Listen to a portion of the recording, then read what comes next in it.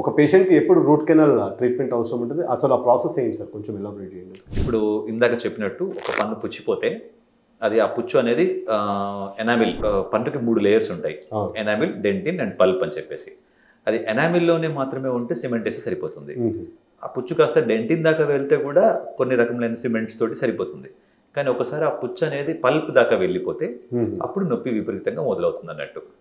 అప్పుడు root canal treatment అనేది ఆ నోట్లో ఎనామిల్లో హోల్ చేసి ఆ ఉన్న పల్ప్నంతా క్లీన్ చేసి ఒక ఇనర్ట్ మెటీరియల్తో దాన్ని ఫిల్అప్ చేసేస్తాము. అప్పుడు నొప్పి తగ్గిపోతుంది. కానీ ఈ రూట్ కెనాల్ చేసిన పన్ను ఏంటంటే ఆ పల్ప్ మొత్తం తీసేయడం వల్ల శరీరంలో ఉండే ప్రతి అవయవానికి బ్లడ్ సప్లై, నర్వ్ సప్లై ఉన్నట్టు ఆ పంటికి ఆ పల్పే బ్లడ్ సప్లై, నర్వ్ సప్లై అన్నట్టు. సో అది తీసేసాం కాబట్టి ఆ పన్నుకు స్పర్శ ఉండదు. అంటే ఇప్పుడు రూట్ కెనాల్ చేసిన పన్నుకు వేడి, చలుపు అని తెలవదు అన్నట్టు.